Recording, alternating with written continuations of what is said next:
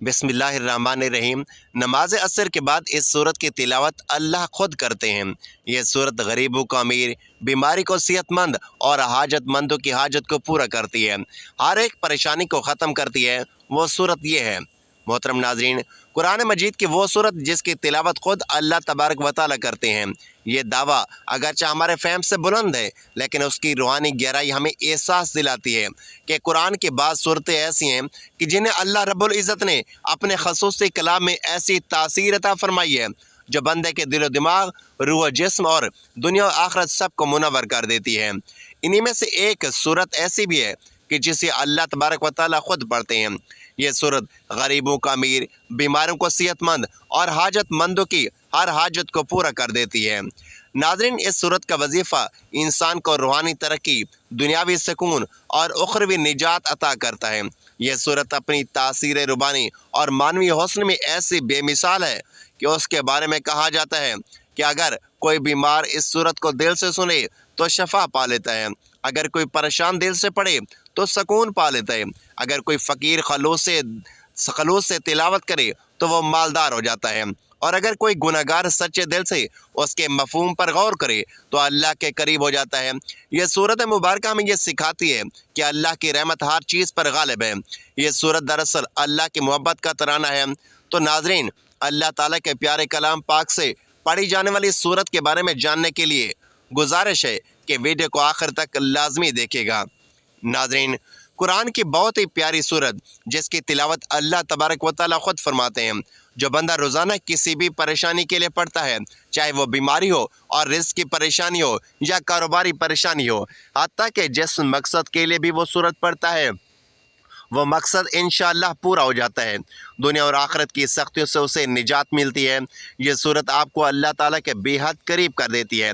बेशक जिस तरह के आजकल मुश्किल हालात चल रहे हैं, हर बंदा परेशान है, हर बंदा किसी न किसी परेशानी में घिरा हुआ है। तो जो बंदा इस परेशानी से बचकर अपनी ज़िंदगी में कामयाब होना चाहता है तो इस सूरत को रोज़ाना एक मरतबा लाजमी पढ़ें।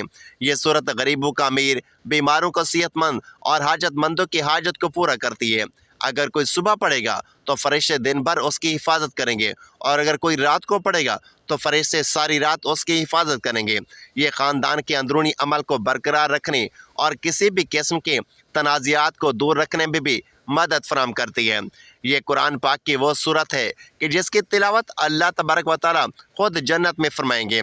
जो शख्स उसकी रोज़ाना तिलावत करता है तो अल्लाह तबारक व तआला उससे बहुत खुश होंगे और उसे वो सब कुछ देगा जिसके वो ख्वाहिश रखता है। ये बहुत आसान सा अमल है, मौज़ात को देखने वाला अमल है। यही ख़ास अमल है जो दौलत को फौरी तौर पर गैबी तरीके से आपके पास लाने वाला अमल है।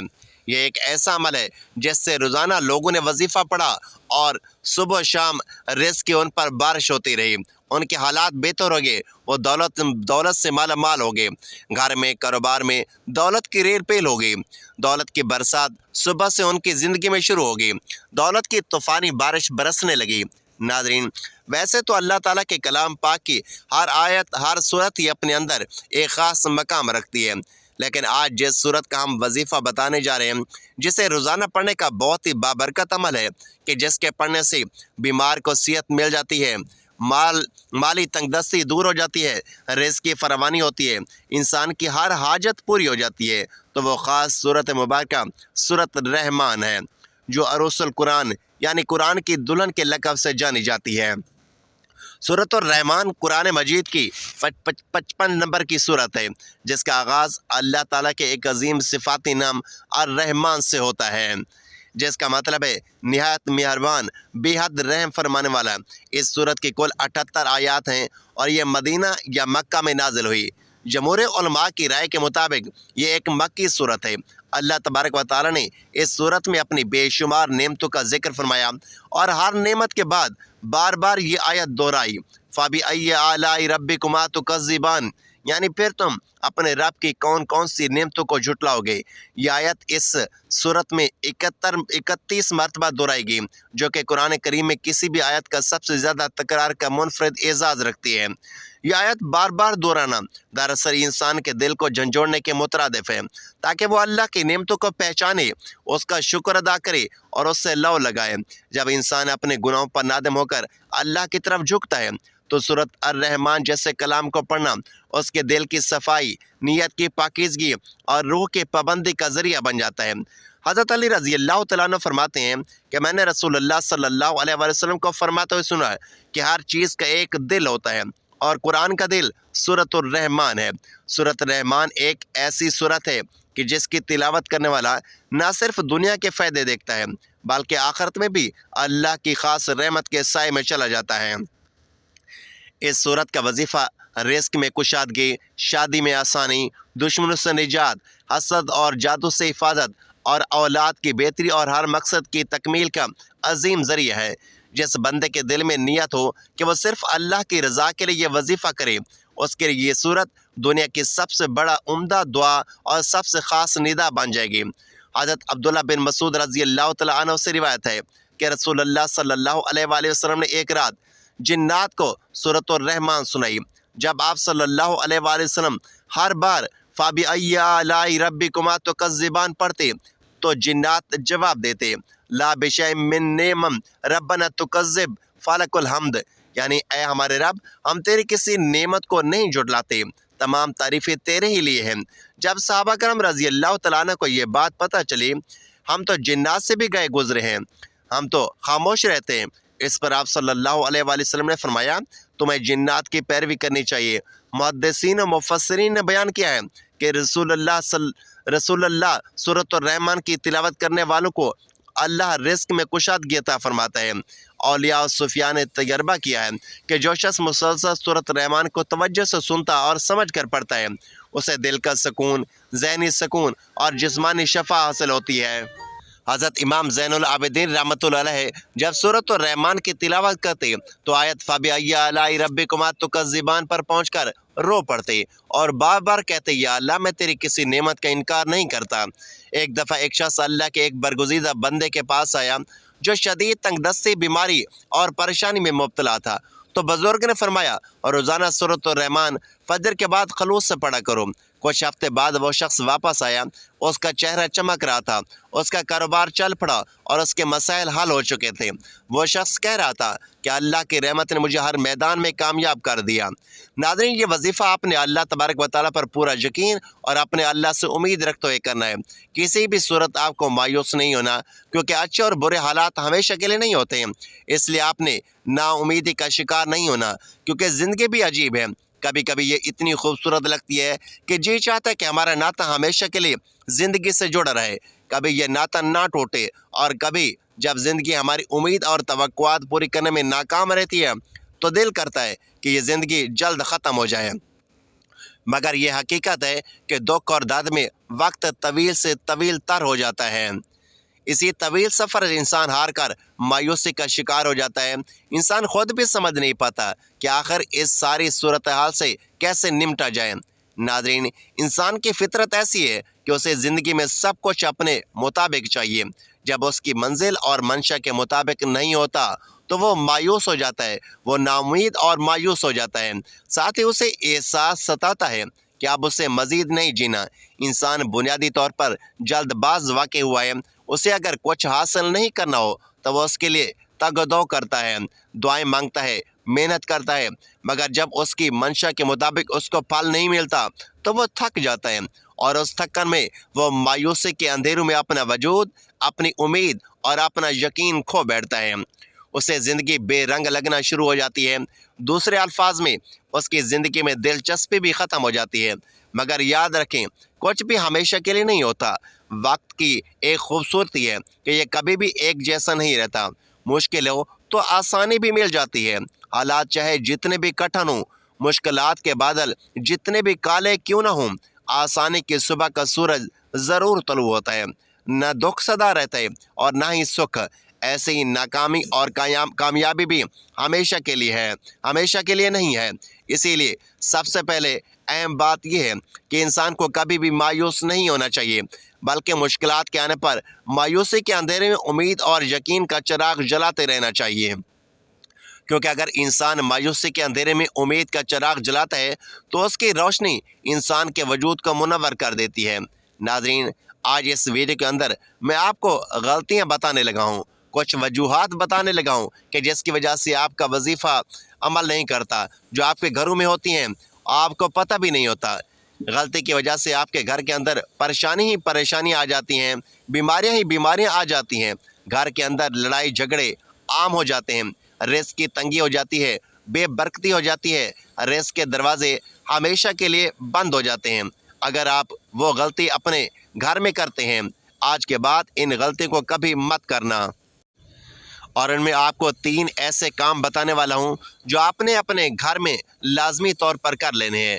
अब जो घर के अंदर आपने वजीफ़े करने हैं, जो गलतियां आपने नहीं करनी, वो गलतियां और परेशानियां जो आपको तंग करती हैं, वो परेशानियां हमेशा के लिए ख़त्म हो जाएंगी, लड़ाई झगड़े हमेशा के लिए ख़त्म हो जाएंगे।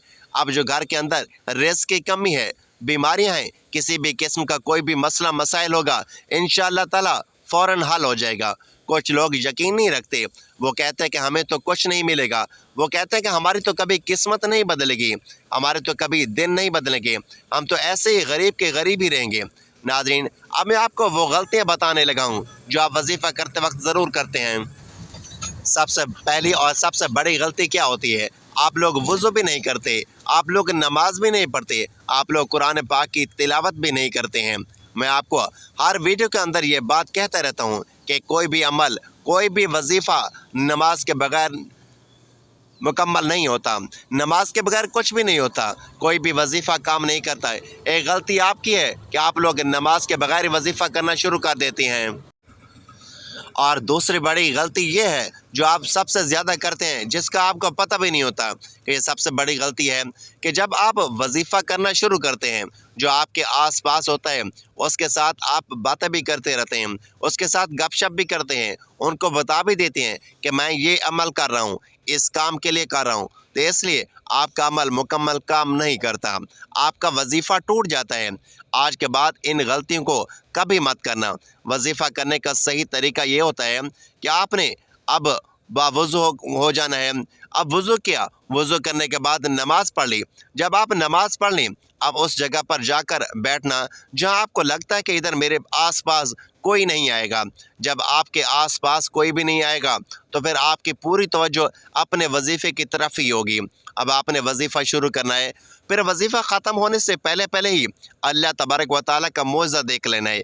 आपकी खाली झोली उसी वक्त भर जाएगी जब आप बंद कमरे में जाएंगे, नमाज के ऊपर बैठ गए हैं, 3 मरतबा दरूद शरीफ पढ़ना है।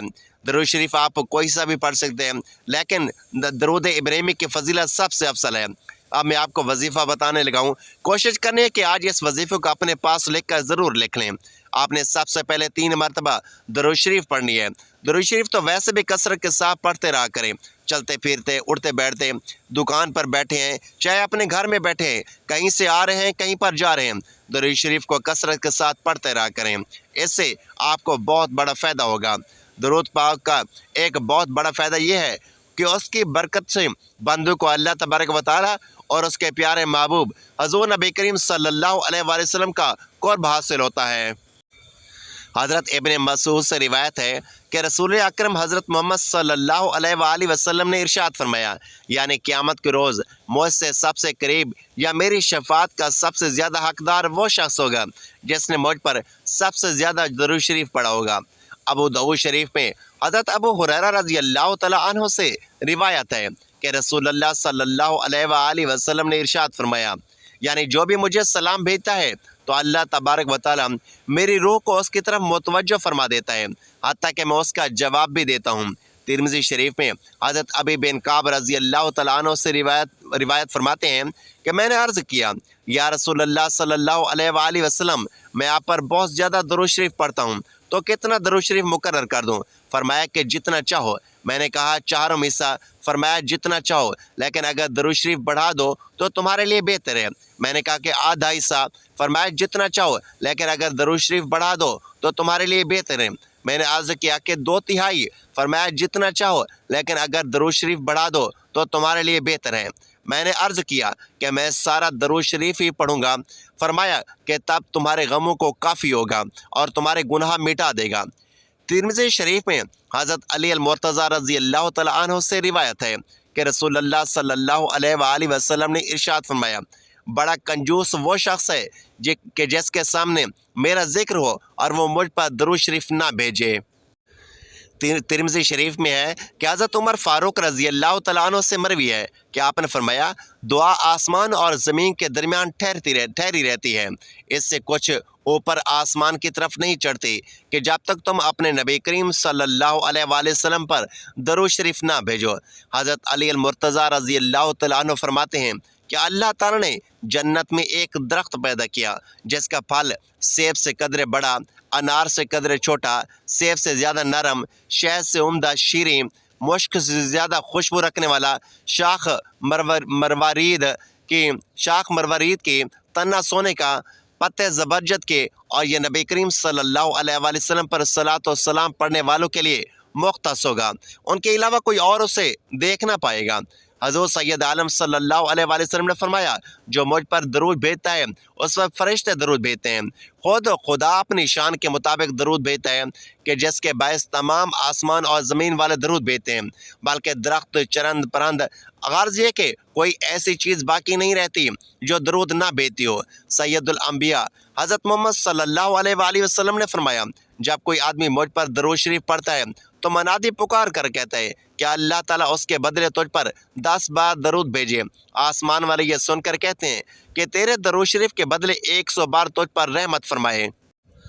درود پاک کثرت سے پڑھتے رہا کریں تاکہ دنیا اور آخرت دونوں جہانوں میں کامیابی مل سکے۔ اب ایک مرتبہ ثواب کی نیت سے میرے ساتھ بھی درود پاک پڑھ لیں۔ اللہم صلی علی محمد وعلی آل محمد کما صلیت علی ابراہیم وعلی آل ابراہیم انک حمید مجید۔ اللہم بارک علی محمد وعلی آل محمد کما بارکت علی ابراہیم وعلی آل ابراہیم انک حمید مجید۔ تو ناظرین، جب آپ باوضو ہو کر پاک صاف جگہ پر بیٹھ کر نماز ادا کر کے درود پاک پڑھ لینا ہے تو اس کے بعد قرآن پاک کی اس بابرکت سورت مبارکہ یعنی سورت الرحمن کی تلاوت کرنی ہے۔ اس کو مکمل توجہ، دھیان اور یکسوئی کے ساتھ پڑھنا ہے۔ اس کی تلاوت کے دوران جب بھی آیت آئے فَبِأَيِّ آلَاءِ رَبِّكُمَا تُكَذِّبَانِ تو ہاتھ اٹھا کر دل سے کہہ دیں، لا بِشَيْءٍ مِّن نِعْمَةٍ رَبَّنَا تُكَذِّبُ فَلَكَ الْحَمْدُ۔ اے رب، ہم تیری کسی نعمت کو نہیں جھٹلاتے، تمام تعریفیں تیرے ہی لیے ہیں۔ یہ پڑھ کر سورت کی تلاوت مکمل کرنی ہے اور اس کے بعد اتنا ہی درود پاک پڑھنا ہے جتنا وظیفہ شروع کرنے سے پہلے پڑھا تھا۔ اس کے بعد اپنے والدین، اہل خانہ، اپنا رزق، صحت، عزت، اولاد، دشمنوں کے شر اور دنیا و آخرت کی بھلائی کے لیے مانگیں۔ یہ سورت صرف ایک تلاوت نہیں بلکہ ایک روحانی معاہدہ ہے بندے اور اللہ کے درمیان، جو اس کو دنیا اور آخرت کی کامیابی عطا کرتا ہے۔ آپ نے اس عمل کے دوران دل میں یہ تصور کرنا ہے کہ یا اللہ، میں تیری اس عظیم سورت کو صرف تیری رضا، تیری رحمت کے حصول، اپنے گناہوں کی معافی، رزق کی کشادگی اور اپنی حاجتوں کے پورے ہونے کے لیے پڑھ رہا ہوں۔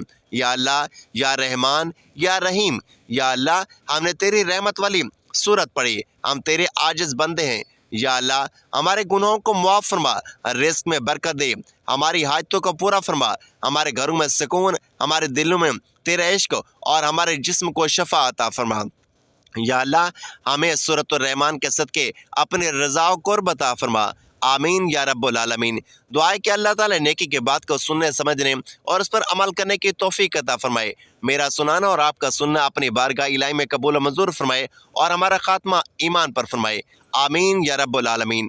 ناظرین، ویڈیو اچھی لگے تو ویڈیو کو لائک کریں، دوستوں میں شیئر کریں، چینل کو سبسکرائب کریں تاکہ اس طرح کی سبق آموز اور معلوماتی ویڈیو آپ کو روزانہ کی بنیاد پر ملتے رہیں۔ اللہ تبارک و تعالی ہم سب کا حامی و ناصر ہو۔ آمین۔ جزاک اللہ۔